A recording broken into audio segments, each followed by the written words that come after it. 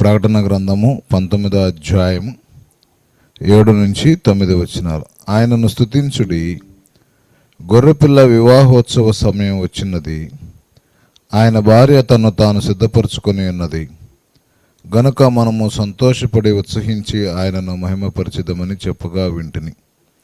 మరియు ఆమె ధరించుకొనుటకు ప్రకాశములను నిర్మూలమునైన సన్నపు నారబట్ట ఆమె కీబడును, అవి పరిశుద్ధుల నీతి క్రియలు. మరియు అతడు నాతో ఇలాగు చెప్పెను, గొర్రెపిల్ల పెండ్లి విందుకు పిలువబడిన వారు ధన్యులని రాయము. మరియు ఈ మాటలు దేవుని యథార్థమైన మాటలని నాతో చెప్పాను. దేవుడి మాటలు దీవించి ఆశీర్వదించునుగాక. ఆమేన్. ప్రభునందు ప్రియా దేవుని బిడ్డలారా, మరి ఈరోజు ఈ వాక్యాన్ని మనం చదివినప్పుడు 9వ వచనంలో అంటున్నాడు, మరియు అతడు నాతో ఇలాగు చెప్పెను, గొర్రె పిల్ల పెండ్లి విందుకు పిలువబడిన వారు ధన్యులని రాయము. ఇది విందు కాలము. ఈ యొక్క పెండ్లి విందు ఎవరితో పెండ్లి అంటే గొర్రెపిల్ల యొక్క వివాహోత్సవ సమయము వచ్చినది. ఆయన భార్య తన్ను తాను సిద్ధపరచుకొని ఉన్నది గనుక మనము సంతోషపడి ఉత్సహించి ఆయన మహిమపరిచిదము చెప్పగా వింటిని. ఆయన భార్య అంటే సంఘము. ఈ సంఘము ఏం చేస్తుందంట? తన్ను తాను సిద్ధపరచుకొని దేవునితో వివాహము చేసుకోవటానికి సిద్ధము కలిగి ఉన్నది. ఆ యొక్క వివాహము అనేటువంటి ఆ యొక్క ప్రక్రియ ఏదైతే ఉందో దాన్ని బైబిల్లో ఏమని చెప్తా ఉన్నాడంటే గొర్రెపిల్ల యొక్క పెండ్లి విందుకు అని పిలుస్తున్నాడు.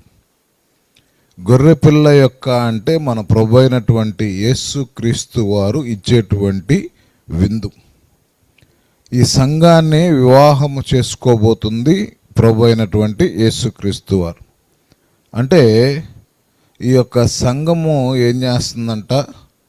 సిద్ధపడి ప్రార్థనలోను, ఆత్మీయతలోను, పరిశుద్ధతలోను, దేవునిలోను, అన్ని విషయముల్లోనూ ఈ లోకములో ఉన్న వాటిని, ఈ లోకములో ఉన్న సమస్తమును విడిచి ప్రభు దినము కొరకు ఎదురు చూస్తూ ఆ దినం వచ్చినప్పుడు దేవుని వివాహము చేసుకోవటానికి, అంటే దేవునితో కలిసి ఇక మిగతా జీవితాంతము దేవునితోనే ఉండాలి అనేటువంటి ఆ యొక్క ఆలోచనతో సంఘము మరి ఈ భూమి మీద సిద్ధపడినట్టుగా మనం చూస్తూ ఉన్నాం.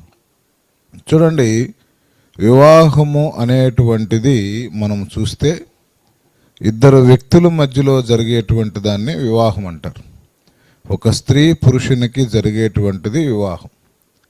ఆ స్త్రీ పురుషులు ఇద్దరు కూడా వేరువేరు కుటుంబాల నుండి, వేరువేరు అభిరుచుల నుండి, వేరువేరు తలంపులు, ఆలోచనలు, ఒక్కొక్కరికి ఒక్కొక్క రకమైనటువంటి ఆ యొక్క గోల్స్ ఉంటాయి. మనసు ఒక్కొక్క రకంగా ఉంటుంది. అయితే వివాహము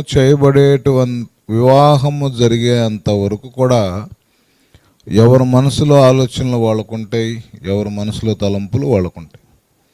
ఎప్పుడైతే ఆ యొక్క తాళి మరి వరుడు వధువు మెడలో కడతాడో ఆ తర్వాత నుంచి ఈ యొక్క వధువు ఏం చేస్తుందంటే తన భర్తకు నచ్చిన విధముగా నడుచుకోవటానికి తనకు కలిగినటువంటి కొన్ని ఆలోచనలు, ఆశలు సమస్తమును విడిచి ఆ యొక్క భర్తకు నచ్చినట్టుగా నడుచుకోవటం అనేది ఆ యొక్క సాంప్రదాయంగా మరి వివాహాల్లో మనం చూస్తూ ఉన్నాం. అలాగే ఇక్కడ వధువైనటువంటి సంఘం ఏం చేస్తుందంటే యేసు ప్రభు చెప్పిన విధముగా నడుచుకోవటానికి, వారు కలిగినటువంటి లోక సంబంధమైనటువంటి ఇష్టాలను, వారు మనసులో పుట్టేటువంటి లోక సంబంధమైన కోరికలన్నీ కూడా విడిచి ప్రభువుని వివాహం చేసుకోవాలనే ఆలోచనతో ఉన్నారు. ఎందుకని దేవుడు దీన్ని విందు అని అన్నాడంటే, పెండ్లి విందు అన్నాడంటే, ప్రాముఖ్యంగా 2 వాక్యాలు నేను మీకు చూపిస్తాను. మత్తయి సువార్త 22:2 అంటాడు, పరలోక రాజ్యము తన కుమారునికి పెండ్లి విందు చేసిన ఒక రాజును పోలి ఉన్నది. ఈ పరలోక రాజ్యం అనేది ఎలా ఉందంటే, తన కుమారునికి పెండ్లి విందు చేసిన ఒక రాజును పోలి ఉన్నదంట. తండ్రి అయినటువంటి దేవుడు పరలోకములో తన కుమారుడికి సంఘముతో కలిపి వివాహం చేస్తున్నటువంటి పోలికగా ఉన్నట్టుగా మనం చూస్తున్నాం. అలాగే లూకాసు వార్త 12వ అధ్యాయము 36-37 వచనాలు మనం చూస్తే, తమ ప్రభువు పెండ్లి విందు నుండి వచ్చి తట్టగానే అతనికి తలుపు తీయుటకు అతడెప్పుడు వచ్చునో అని అతని కొరకు ఎదురు చూచుచు మనుషుల వలె ఉండుడి. ప్రభువు వచ్చి ఏ దాసుడు మెలకువగా ఉండుట కనుగొనునో ఆ దాసులు ధన్యులు. అతడు నడుము కట్టుకొని వారిని భోజన పంక్తిని కూర్చుండబెట్టి తానే వచ్చి వారికి ఉపచారము చేయునని మీతో నిశ్చయముగా చెప్పుచున్నాను నేను. ఇక్కడ ఏం చేస్తున్నాడంటే, దేవుడే స్వయంగా ఆ యొక్క పెండ్లి విందుకి పిలువబడినటువంటి మనకి ఆయనే స్వయంగా ఉపచారము, ఆయనే స్వయంగా ఆ విందుకి ఏర్పాటు చేసినటువంటి ఆ యొక్క ఏదైతే పదార్థములు ఉన్నాయో, ఆహార పదార్థములన్నీ కూడా దేవుడు మనకి ఆయనే స్వయంగా ఉపచారం అంటే ఆయనే పరిచర్య చేసి మనకి వడ్డిస్తాడు అనేటువంటిది అర్థం. అయితే ఈ విందు అనేటువంటిది ఎన్ని రోజులు జరుగుతుంది? ఇది 1 రోజు విందా, 2 రోజులు విందా అని మనం చూస్తే, ఈ విందు అనేటువంటిది 7 సంవత్సరాల విందు. 1 రోజు కాదు, 2 రోజులు కాదు, 7 సంవత్సరాలు ప్రతిరోజు విందే. అయితే ఈ విందు అనేది పరలోకమందు జరుగుతూ ఉంటే, అదే 7 సంవత్సరాలు భూమి మీద కఠినమైనటువంటి శ్రమలు, అంత్యక్రీస్తు యొక్క పరిపాలన జరుగుతూ ఉంటుంది.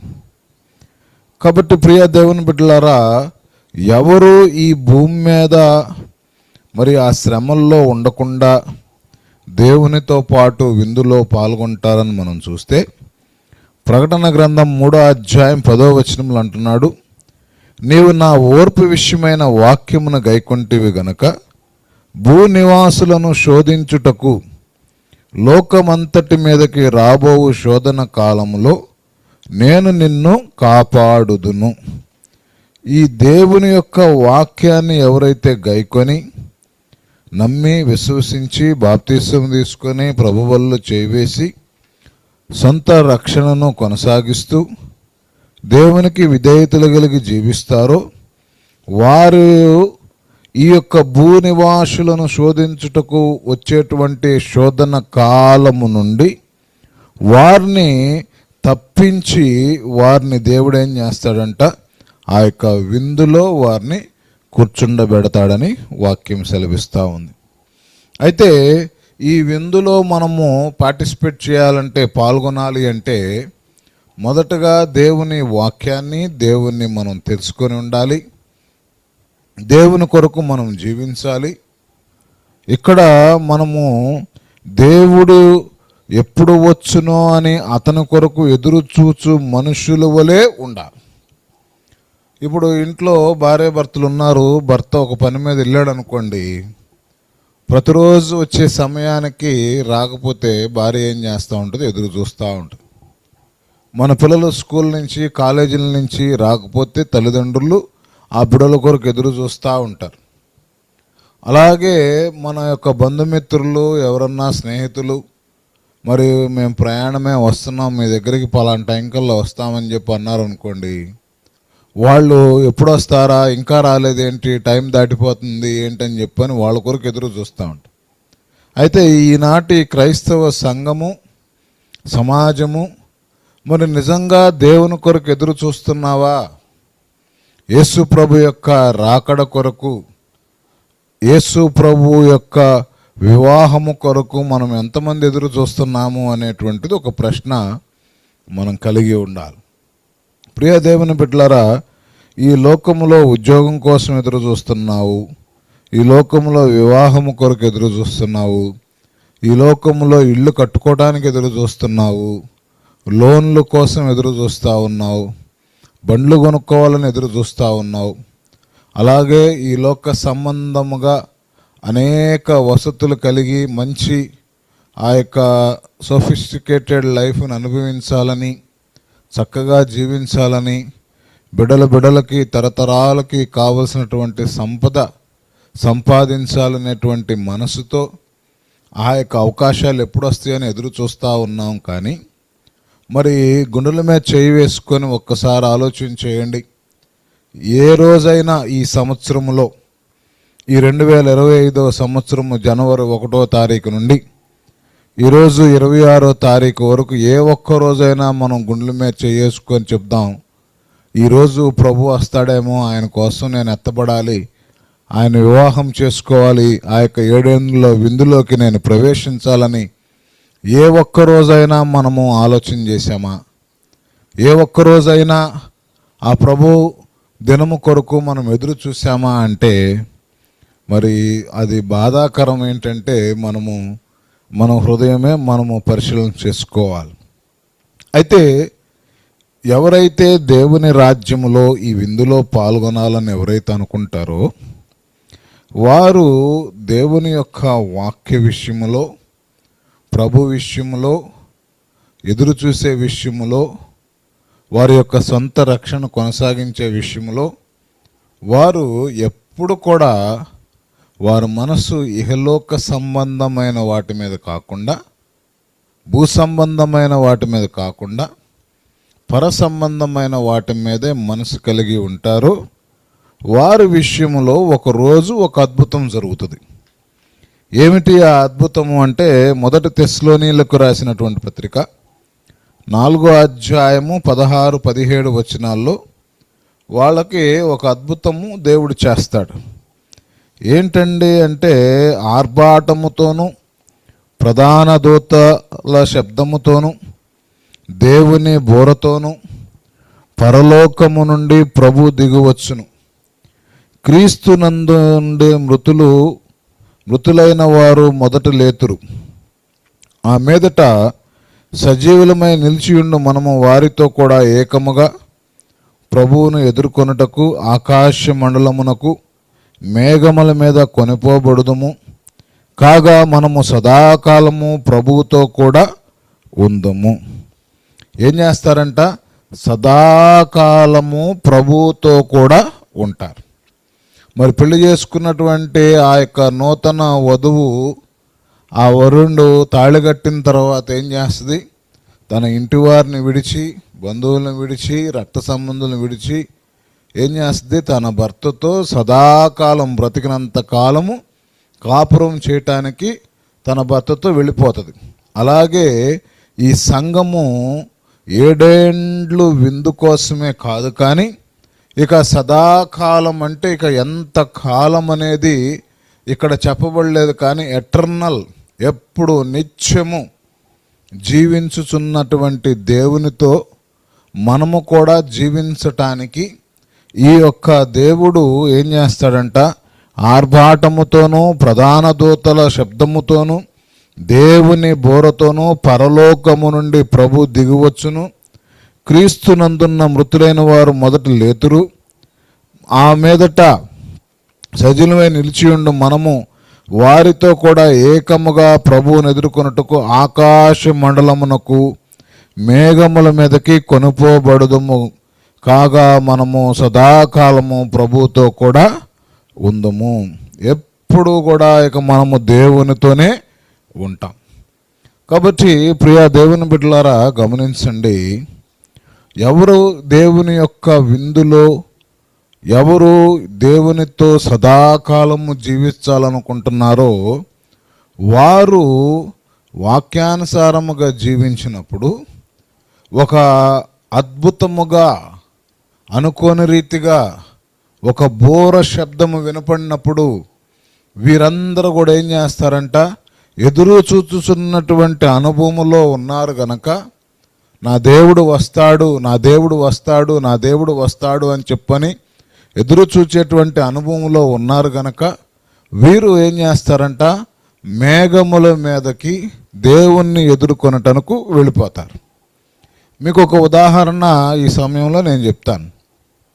మనము ఒక వ్యక్తి కొరకు ఎదురు చూస్తూ ఉన్నాం అనుకోండి, ఆ యొక్క వ్యక్తి కొరకు ఎదురు చూసేటప్పుడు మన మనసు అంతా ఎక్కడ ఉంటుందంటే, ఆయన వచ్చేటువంటి దారిలోనే, ఏ దారిని వస్తాడో ఆ దారి మీదే మన మనసు ఉంటుంది. మన ఇంటికి వచ్చేటువంటి దారి ఏదైతే ఉంటుందో ఆ దారిలో గుండా మనము ఎదురు చూసేటువంటి మనిషి, ప్రాముఖ్యమైనటువంటి వ్యక్తి వస్తాడు కాబట్టి మన మనసు అలాగుంటుంది. మనం ఇంట్లో ఉన్నా, మరి వేరే పనులు చేసుకుంటున్నా, ఏ బండి హార్న్ వినపడ్డా కూడా ఏం చేస్తాం, గబుక్కునే బయటకు వెళ్ళి చూస్తాం ఆ మనిషి వస్తున్నాడేమోనని. ఏ శబ్దం వచ్చినా ఏం చేస్తాము, ఆ మనిషి ఏమన్నా వచ్చాడేమో అని వెళ్తాం. ఆ బజార్లో ఎవరింటికి కారు వచ్చినా, ఎవరింటికి బండి వచ్చినా మన మైండ్ ఎలా ఉంటుందంటే, ఎదురు చూసేటువంటి మైండ్ సెట్లో ఉంటాం కాబట్టి చిన్న అలికిడి రోడ్డు మీద అయినా కూడా నేను ఎదురు చూసే వ్యక్తి వస్తున్నాడేమో అని చెప్పని మనము ఆ మనసు కలిగి బయటకు వెళ్ళి చూడటం, వాళ్ళు కాదులే పక్కింటి వాళ్ళకి వచ్చారు, వీళ్ళు కాదులే ఎవరో బజార్లో వచ్చారని చెప్పని అనుకుంటాం. అదే అసలు ఎవరు రారనుకోండి మన ఇంటికి, మనం ఇంట్లో ఉంటాము, మన పనులు మనం చేసుకుంటాం. ఎన్ని బళ్ళు హార్లను కొట్టినా, ఎన్ని బళ్ళు ఇళ్ళ పక్కకు వచ్చి వెళ్ళినా అసలు ఆ శబ్దమే మనకు వినపడదు. మనకేం వినపడిద్ది, మన ఇంట్లో మోగుతున్న టీవీ సౌండ్, మన ఫోన్లో ఉన్నటువంటి ఏ ఒకటి అవో, లేకపోతే మనం ఫోన్లో పెట్టుకునే ముచ్చట్లో ఇవి వినపడతాయే తప్ప రెగ్యులర్గా వచ్చేటువంటి ఆ శబ్దాలు మన చెవిలో పడవు. మనం ఎదురు చూసేటప్పుడు మాత్రమే ఏ బండి వచ్చినా, ఏ బెల్లు మోగినా, ఏం చేసినా మన ఇంటికి ఏమైనా వచ్చారేమోననే మనసు, ఆ యొక్క శబ్దాలు మనం హృదయానికి తెలియపరుస్తూ ఉంటాయి.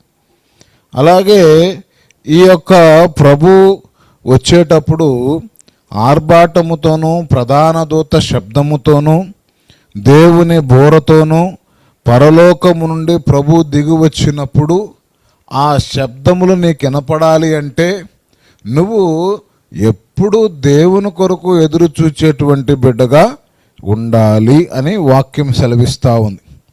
అదే లూకాసు వార్త 12:36 అంటాడు, తమ ప్రభువు పెండ్లి విందు నుండి వచ్చి తట్టగానే అతనికి తలుపు తీటకు అతడు ఎప్పుడు వచ్చునో అని అతని కొరకు ఎదురు చూచుచు మనుష్యుల వలె ఉండుడి. దేవుని కొరకు ఎదురు చూసేటువంటి మనుషులుగా మనము ఉండాలి. అలా ఉన్నప్పుడు ఏమవుతుందంటే ఈ శబ్దాలన్నీ మనకు వినపడతాయి. నా దేవుడు వస్తున్నాడు అనేటువంటిది నీకు తెలుస్తుంది. నీవు రెప్పపాటులో ఏమవుతావు, నువ్వు దేవుని దగ్గరికి మేఘముల మీద ఆయనను కలుసుకోవటానికి ఈ దేహాన్ని, ఈ యొక్క లోకాన్ని విడిచిపెడతావు ప్రియ దేవుని బిడ్డలారా. అందుకనే దేవుడు ఏమంటున్నాడంటే, ఎప్పుడు ఈయన విందు చేస్తాడు, ఎప్పుడు శ్రమల కాలం వస్తుంది ఏమిటంటే దానికంటూ ఒక పర్టికులర్ డేట్ లేదు. వాక్యం అంటుంది దొంగవలే వస్తానంటున్నాడు. ఎప్పుడు వస్తాడో, ఏ గడియలో వస్తాడో, ఏ నిమిషంకి వస్తాడో తెలియదు. కాబట్టి క్రైస్తవులు ఏం చేయాలి, సిద్ధపాటు కలిగి దేవుణ్ణి కలుసుకోవటానికి, దేవుని రాజ్యములో సదాకాలము దేవునితో కలిసి జీవించటానికి మనం సిద్ధంగా ఉండాలి.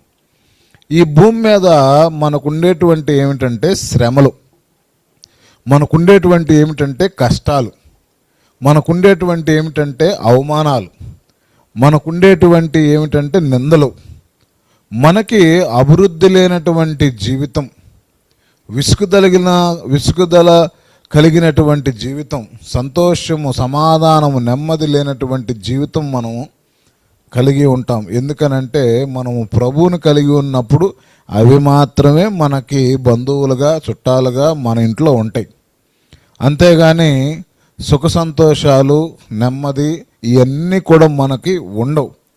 కారణం ఏమిటంటే ఈ లోకం అనేది అపవాదికి ఇవ్వబడింది గనక, ఈ లోకపు రాజు సాతానుడు గనక, అతను దేవుని బిడ్డలను ఎప్పుడు దుఃఖపరచువాడు గనక, ఎప్పుడు వారిని అవమానించువాడు గనక, ఎప్పుడు వారిని నిందల పాలు చేసేటువంటి వాడు గనక మనకు ఉండవలసిన అనుభవం ఏంటంటే ఈ నిందల నుండి, అవమానం నుండి, ఈ బాధల నుండి, ఈ కష్టాల నుండి, ఈ యొక్క దిగుల నుండి, విచారం నుండి ఎప్పుడు నా ప్రభు వస్తాడో, ఎప్పుడు ఆయన వస్తాడో, ఎప్పుడు వచ్చి నన్ను ఆయన రాజ్యానికి తీసుకువెళ్తాడో, ఎప్పుడు నన్ను ఈ సంఘాన్ని వివాహం చేసుకుంటాడో, ఎప్పుడు సదాకాలము నేను దేవునితో ఉంటానో అని చెప్పనేటువంటి ఆ యొక్క అనుభవంలోనికి మనము వెళ్ళాలి అనేటువంటిది ఈరోజు దేవుని వాక్యం. కాబట్టి అలా దేవుని రాజ్యానికి వెళ్ళినప్పుడు అక్కడ ఏం జరిగిద్ది? దేవుని దగ్గరికి మనం వెళ్ళాం, మేఘముల మీద కొనిపోబడ్డాం, దేవుని రాజ్యానికి వెళ్ళిపోయాం. 7 ఏండ్ల విందు, 7 సంవత్సరాల విందు మనకు దేవుడు ఏర్పాటు చేస్తాడు. అయితే ఇంకేం జరుగుతాయని మనం చూస్తే కొరింథీయులకు రాసిన పత్రిక 5వ అధ్యాయము 10వ వచనం, 2 కొరింథీ 5:10. ఎందుకనగా తాను జరిగించిన క్రియలు చొప్పున అవి మంచివైనను సరే, చెడ్డవైనను సరే, దేహముతో జరిగించిన వాటి ఫలమును ప్రతివాడును పొందినట్లు మనమందరము క్రీస్తు న్యాయపీఠం ఎదుట ప్రత్యక్షము కావలెను. ఇక్కడి నుంచి ఎవరైతే మేఘాల మీదకి చేరి అక్కడి నుంచి దేవుని యొక్క పరలోక రాజ్యంలోనికి ఎవరైతే ప్రవేశిస్తారో వారు మొదట ఎక్కడికి వెళ్తారంట? క్రీస్తు న్యాయపీఠము దగ్గరికి వెళ్తారు. ఆ క్రీస్తు న్యాయపీఠము దగ్గర తీర్పు ఉండదు, కానీ అక్కడ దేహముతో జరిగించిన వాటన్నిటికీ లెక్క అప్పు చెప్పాలి దేవుని దగ్గర. వీళ్ళు రక్షించబడి వారైనప్పటికీ పుడతా దేవుణ్ణి నమ్ముకోరు కదా. పుట్టుకతోనే ఆ యొక్క మరి గర్భంగా ధరించినటువంటి స్త్రీ కడుపులో ఉన్న బిడ్డ, ఆ బిడ్డ పుట్టేటప్పుడు 9 నెలలు ఆ తల్లి మోసి కనినప్పుడు ఆ బిడ్డ బయటకు రావడంతోనే యేసు ప్రభువును గుర్తిరిగిన బిడ్డగా వస్తాడా? రాడుగా. ఆ బిడ్డ పుట్టిన దగ్గర నుంచి ఎప్పుడు ఏ కాలంలో, యుక్త కాలంలో తెలుసుకుంటాడా? బాల్యదినమందు దేవుని తెలుసుకుంటాడా? యవన కాలంలో తెలుసుకుంటాడా? వృద్ధుడైన తర్వాత తెలుసుకుంటాడా? నడుము వయసుకు వచ్చినప్పుడు దేవుని తెలుసుకుంటాడా? ఎప్పుడు తెలుసుకుంటాడో ఆ తెలుసుకునే దినము వరకు చేసినటువంటి అపరాధములు, పాపములు, దేవునికి విరుద్ధమైనటువంటి క్రియలు, ఇవి అన్నీ, అలాగే తెలుసుకున్న తర్వాత చేసినటువంటి తప్పులు, దేవుణ్ణి తెలుసుకున్న తర్వాత దేవుడు తెలిసినప్పుడు కొద్ది కాలము దేవుని కొరకు నమ్మకస్తుడుగా, కొద్ది కాలము దేవుని కొరకు నీతిమంతుడుగా, కొద్ది కాలము దేవుని కొరకు ప్రార్థనాపరుడుగా జీవించి ఆ యొక్క కొద్ది కాలము గడిచిన తర్వాత మరలా లోక సంబంధముగా జీవిస్తూ నిలువెచ్చని జీవితం జీవిస్తూ ఆదివారం ప్రార్థన, మిగతా రోజులు సొంత పనులు, ఆదివారం ప్రార్థన, మిగతా రోజు సొంత పనులు, ఇలా ఏదైతే చేసి ఏదేమైనప్పటికీ ఒక దినము అతనికి శ్రమ కలిగినప్పుడు, బాధ కలిగినప్పుడు, కష్టం వచ్చినప్పుడు సంపూర్ణముగా అయ్యా ఇక నేను చేసింది తప్పు, ఇక నేను చేయను, నీకు నమ్మకంగా ఉంటాను, ఇక నా జీవితంలో నేను వెనకడుగు వెయ్యను అని ఎప్పుడైతే తీర్మానం చేసుకొని అప్పటి నుంచి కంటిన్యూగా దేవుని సన్నిధిలో గడుపుతూ మరి నిజరక్షకుడిని పూర్తిగా అంగీకరించి ఆయన యొక్క చిత్త ప్రకారం నడుచుకుంటూ అలవాట్లు మానుకుంటూ మరి దేహాన్ని ఆ యొక్క రక్తము చేత, గొర్రెపిల్ల రక్తము చేత శుద్ధి చేసుకుంటూ మరి దేవుని యొక్క రాకడ కొరకు, దేవుని యొక్క రాజ్యము కొరకు ఎదురు చూస్తాడు.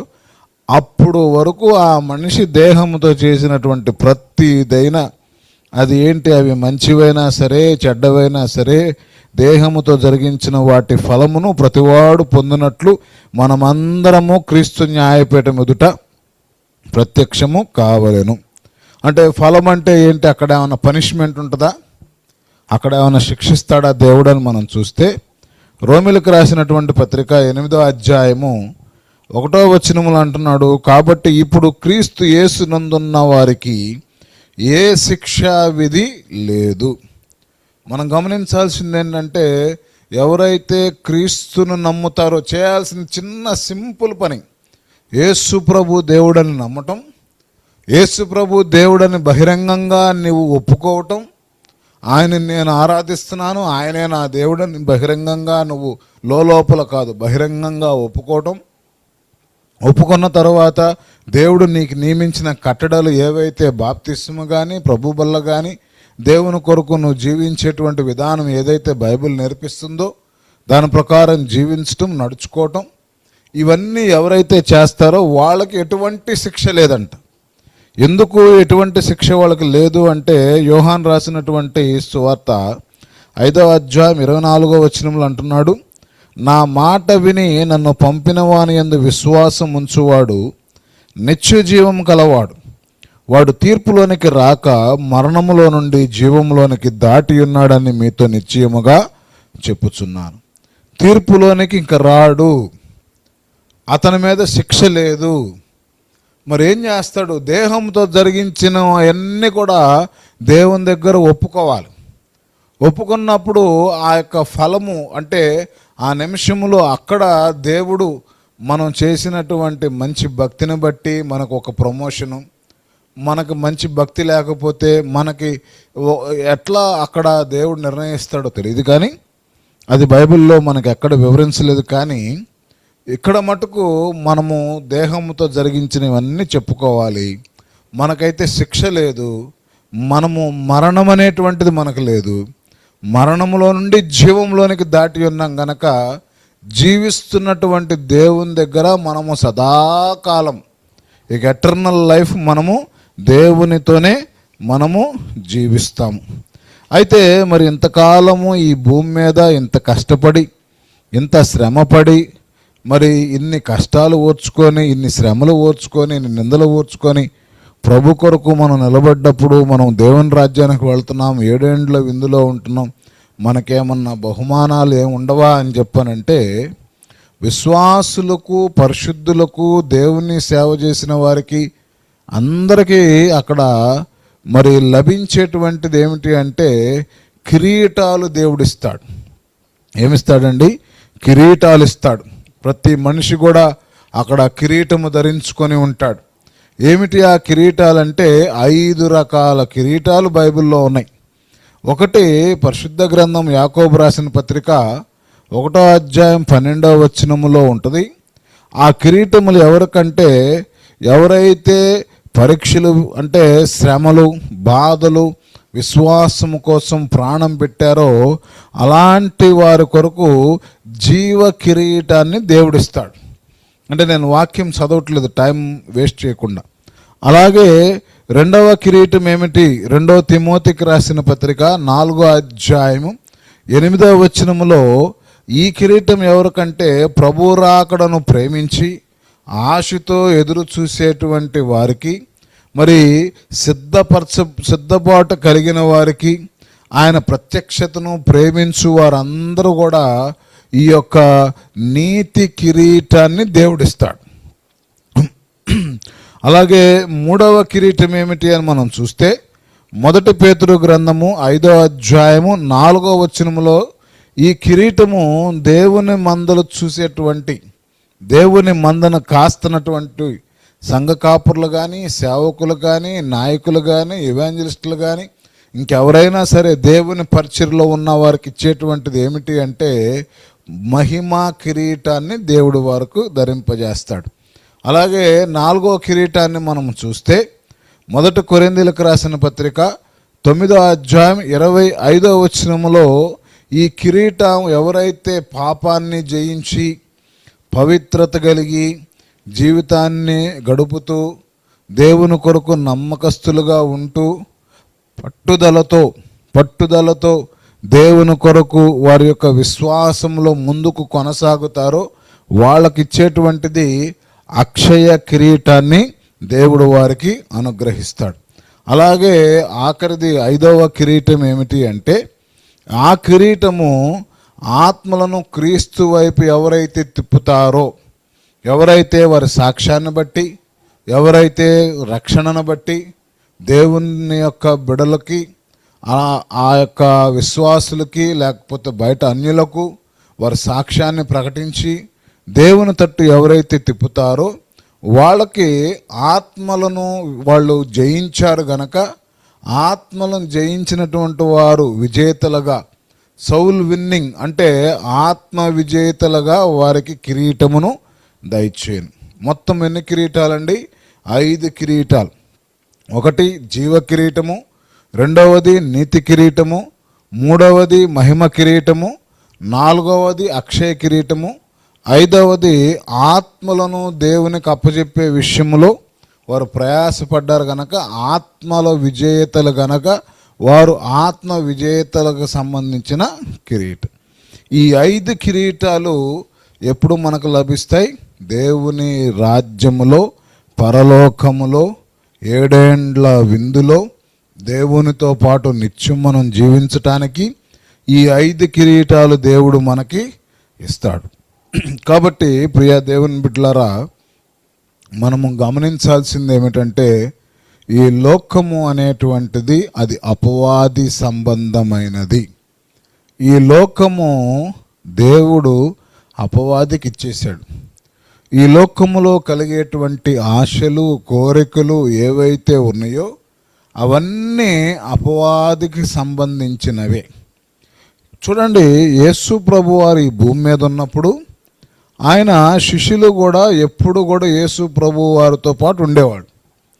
యేసు ప్రభు యొక్క మరణము దగ్గరికి వచ్చినప్పుడు, ఆ దినము దగ్గరికి వచ్చినప్పుడు ఈ మనుషులందరి కొరకు ఈ యొక్క పాపమును మోసుకొని కల్వరి సిలువలో చనిపోవాల్సినటువంటి ఆ యొక్క సమయము దగ్గరకు వచ్చినప్పుడు దేవుడు ఏం చేస్తున్నాడు? గెత్సెమనే తోటలో ఆయన ప్రార్థన చేసుకుంటూ ఈ శిష్యులకి ఏమని ఆజ్ఞాపించాడంటే, మీరు కూడా ప్రార్థన చేయండి అని చెప్పి ఈయన ఏకాంతముగా దేవుని దగ్గర బాధతో, రోదనతో దేవుని దగ్గర ప్రార్థన చేసుకుంటున్నాడు. ఈయన ప్రార్థన చేసుకొని బయటకు వచ్చి కాసేపు ప్రార్థించి బయటకు వచ్చి చూసినప్పుడు యేసు ప్రభుని స్వయంగా ముట్టుకొని యేసు ప్రభుతో స్వయంగా పరిచర్య చేసినటువంటి శిష్యులు ఎవరైతే ఉన్నారో ఆ 12 మంది శిష్యులు వారు ఏం చేస్తున్నారు? దేవుడు ప్రార్థన చేయండి అంటే వీళ్ళు నిద్రపోతా ఉన్నారు. ఏం చేస్తున్నారండి? నిద్రపోతా ఉన్నారు. నేను ఎందుకు ఈ విషయం చెప్పానంటే, లోకము తీరు యేసు ప్రభు దగ్గరుంటేనే వాళ్ళు నిద్రపోతే, మరి ఆయన ఇప్పుడు మన కంటికి కనపడినటువంటి దేవుడు, ఆయన అదృశ్య స్వరూపి అయినటువంటి దేవుడు, ఆ అదృశ్య స్వరూపి అయినటువంటి దేవుడు మనకు కనపడ్డ గనక ఇప్పుడు ఆయన చెప్పేటువంటి వాక్యము, ఈ వాక్యాన్ని ఆధారం చేసుకొని మనం పరిశుద్ధత కలిగి భూమి మీద జీవించాలి అంటే ఈ భూమి మీద ఎన్నో ఆశలు ఉంటాయి, ఎన్నో కోరికలు ఉంటాయి. ఈ ఆశలు, ఈ కోరికలు అన్నీ ఎవరిలో ఉంటాయి? ఇవన్నీ సాతాను యొక్క స్వాధీనములో ఉన్నాయి. ఇవన్నీ, ఈ ఆశలు, కోరికలు, ఈ టెంప్టేషన్స్ అన్నీ క్రియేట్ చేసేది ఎవరంటే సాతాను. కాబట్టి ప్రియ దేవుని బిడ్డలారా, ఈ సాతాను యొక్క కుట్రను, సాతాను యొక్క తంత్రమును, సాతాను యొక్క ఆశలను వాడు సులువుగా చిక్కులు పెట్టేటువంటి పాపములో మనం పడకుండా ఉండాలి అంటే మనము నిత్యము దేవుణ్ణి మనము కలిగి ఉండాలి.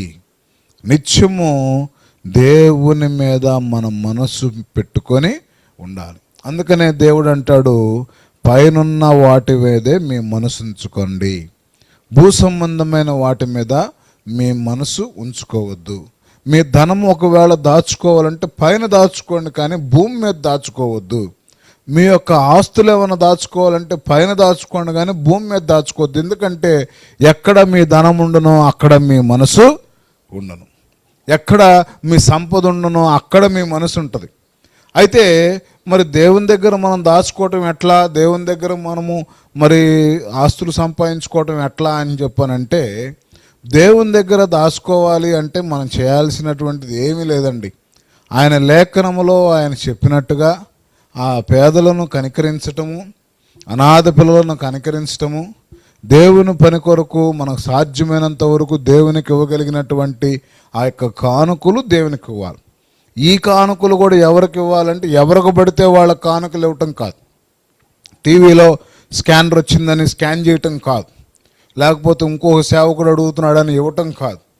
ఎవరైతే వాక్యము ద్వారా నీ ఆత్మను దేవుని రాజ్యానికి నడిపిస్తారో, ఎవరైతే వాక్యము ద్వారా దేవుని యొక్క రాజ్యానికి వెళ్ళు మార్గాన్ని నీకు చూపిస్తారో అలాంటి వ్యక్తులకు మనం ఏం చేయాలి? మన యొక్క గుప్పిళ్ళు విప్పినప్పుడు అది ఫలిభరితమైనటువంటి ఆశీర్వాదముగా నిలుస్తుంది. ఇట్లా కాకుండా ఫ్యాషన్గానో కాంపిటీషన్గానో వాళ్ళు ఇచ్చారని మనం ఇద్దామనో, మనం ఇంకా ఇద్దామనో, గొప్పల కోసం మరి ఆ చర్చిలో ఆ ఫ్యాన్లు ఇవ్వటం, లేకపోతే అవన్నీ ఇవ్వటం, పేర్లు రాసుకోవటం, 10 మందిలో మనం కనపడాలనుకోవటం, ఇవన్నీ కూడా అవన్నీ దేవునికి సంబంధించినవి కాదు. అదంతా ఫూలిష్ థింగ్. ఈ యొక్క ప్రైడ్ అనేది, ఈ యొక్క గొప్పతనము, ఈ ఖ్యాతి, ఈ ప్రఖ్యాతులు, ఇవన్నీ ఈ భూమి సంబంధించినవి, ఇవన్నీ అపవాదికి సంబంధించినవే. కాబట్టి మనము జీవించాలంటే ఎవరైతే నన్ను వెంబడించాలనుకుంటున్నాడో వారి కొరకు దేవుడు ఏం చెప్పాడు? తాను ఉపేక్షించుకొని తన సిలువనెత్తుకొని నన్ను వెంబడించండి అని చెప్తున్నాడు. కాబట్టి ఎవరైతే తన యొక్క సిలువనెత్తుకొని ఈ భూమి మీద కష్టమైన, శ్రమైన, బాధలైన, ఇరుకైనటువంటి ఈ యొక్క ప్రయాణంలో అనేకులు ప్రయాణం చేయాలని చూస్తారు, కానీ ప్రవేశించలేరు. ఇది ఇరుకు మార్గం. చాలామంది వెనక్కి వెళ్ళిపోతారని వాక్యం సెలవిస్తుంది. కానీ కొద్దిమంది అయినప్పటికీ ఈ ఇరుకులో విశాలత దేవుడు కలగజేస్తాడు. అంటే ఈ వేప పుల్లతో పళ్ళు తోమితే మొదటి రోజు తోమలేము. ఆ పుల్లను రోజు తోముతా ఉంటుంటే అది అలవాటు అయిపోద్ది. ఆ చేదు మనకు తెలియదు. ఫైనల్గా అవుట్పుట్ ఏంటంటే వేప ఆ పుల్లతో పళ్ళు తోముకునే వాళ్ళకి ఆ చిగుళ్ళు గట్టిపడతాయి, అవన్నీ ఉంటాయి. ఇప్పుడు పేస్టులు ఏంటంటే యాపకు సంబంధించిన ఆకు ఉంది, దానికి సంబంధించిన ఇట్లా కొత్తగా పేస్టులు ఇట్లా వస్తున్నాయి.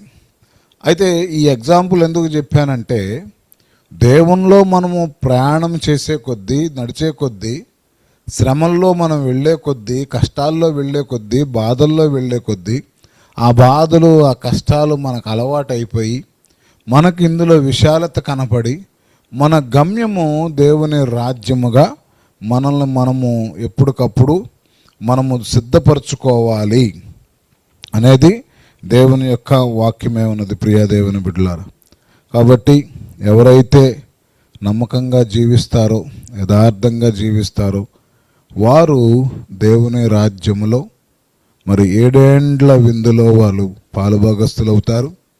సదాకాలము దేవునితో కూడా వారు జీవిస్తారని చెప్పని వాక్యం సెలవిస్తూ ఉంది.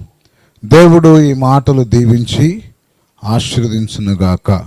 అందరం చెప్దామండి, ఆమేన్.